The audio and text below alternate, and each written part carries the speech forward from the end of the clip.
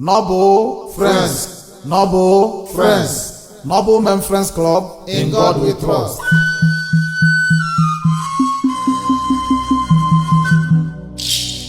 Igbo banye nsonye nụ ya kali ibiye maka na ọkwa anụta akala eze ọdụka eze ọgwọrọ ntị anụmanụ mana eze agwọkwa ntị anụmanụ agwọ nsonye nụta ya kali ibiye n'ọkwa na 27th October anụ nwaanyị nọ n'ime ya ụbọchị abụ ka ndị Noble Men Friends Club na-akpọ ndị mmadụ oku na our first annual convention and the inauguration ceremony. Nsonye nụ ya kali ibiye maka na ọ na-awụ anụ nganga jụtụrụ ọkwọkwa jụtụrụ anụ ndị ọzọ bụ n'ọbịa onye nụ ya kali ibiye ọkwa na Portuguese Hall Nuclear the Art Regents Park Johannesburg ka oyi adị mee. Nsonye nụ ya kali ibiye ọ nọ n'ụlọ na ọ nọ n'ama onye ọbụla bịaba maka na ndị Noble achanyitego ụnụ amarago na ọbịa bụ na nwere awọ nwee mbara n'ime ya na-ejikwa ndị ukwu abazi na ya wee ọbịa ma ndị Noble akwụrugo. Nsonye nụ ya kali ibiye ụmụ Igbo be anyị ọkwụ na amarago na ume eji amụta nwa akwụkwọ ume eji akpata ego na-ejiwu nnukwu amụ nnukwu nwa maka na ọ bụrụ na eji nnukwu amụta nnukwu nwa ị mara na nke onye amụ ibi ya ha ka enyi kedu ibe icheoku nwa na nka na-ekwudu ka anyị jee zute the founder Noble Men Friends Club na South Africa niile, High Chief Chinedu John Paul Okonkwo ọkpalaka eze na South, Ebubechukwu ụzọ n'obi na-aga udodegwu Edu City Automotos Pty na South Africa niile, bụrụkwa President General Dutch Friends Club na South Africa niile. Obere nwa na ibutere ike nsi na oyi adịrị gị mma. Ndị be anyị ụnụ amarago na nche ada eche agụ o ji wụrụ n'oke agụ na-awụ ụzọ chi ya na-agụrị ụbọchị ọnụ. Kedu ibe m na-ekwu? Ka anyị jee zute nọmba 1 citizen Noble Men Friends Club na South Africa niile, High Chief Simon Ejimofu ụzọ Ezechi na Akpalakụ nke izizi na-agụ obowo odegwu Onowu Ijele nke izizi na Eziagụ Igburu nwoke tete mmọnshi nne odegwu nwoke asị ndị chiri anyị gaba nsi ibe dị gị mmadụ kwachi gị mma. Anyị bụrụ ụkpa ekene jee kene High Chief Chiaka Martins, Vice President Noble Men Friends Club na South Africa niile, Chairman Highway odegwu nwoke na oyi adịrị gị mma. Ambụrụ ụkpa ekene nje zute Honorable Raphael Festus Ekwonchi Ugonze Ugebe n'aja, Secretary General Noble Men Friends Club na South Africa niile, onumu kenere gị n'ebubu sụ na oyi adịrị gị mma. Ambụrụ ụkpa ekene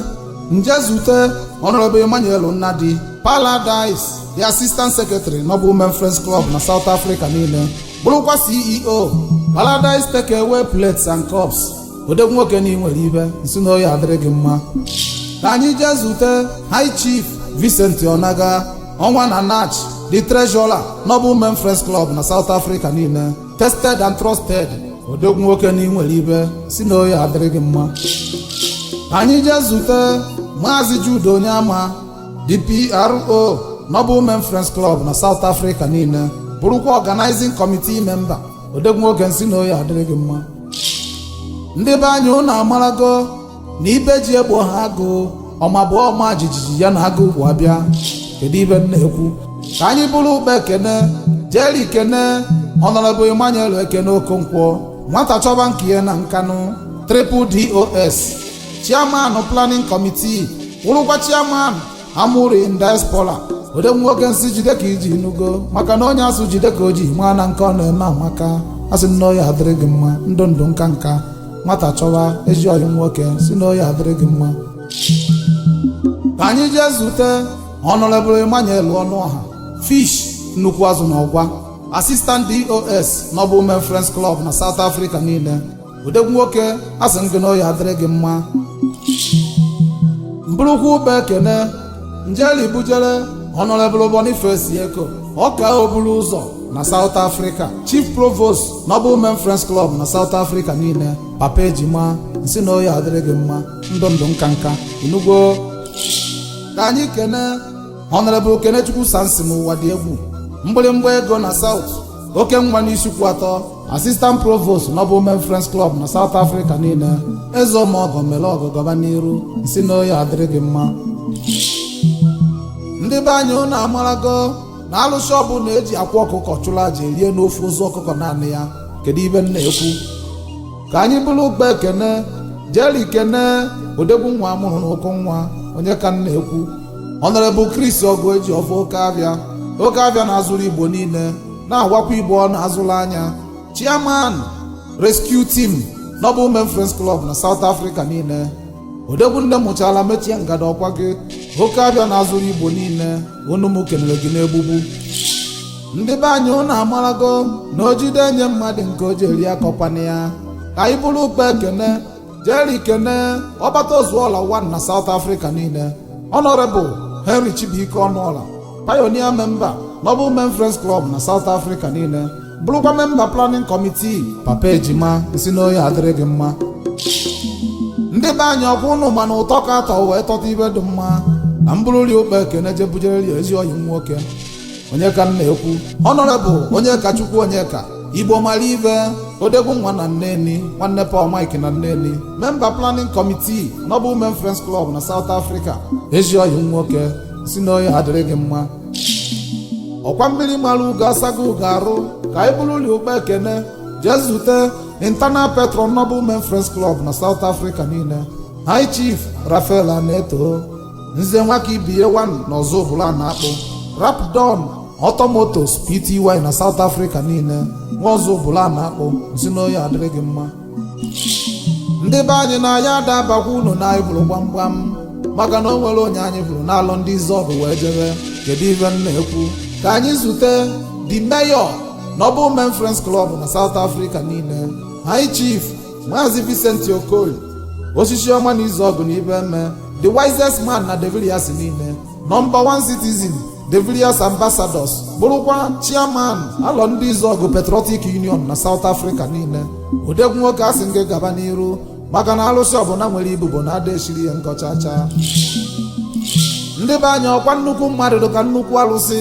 ka nchiri ụyọ ọkọ nji eme mmọnwụ ka nje zute the patron Noble Women Friends Club na South Africa onye ka m na-ekwu High Chief Valentine Ụzọma Ukwu Ije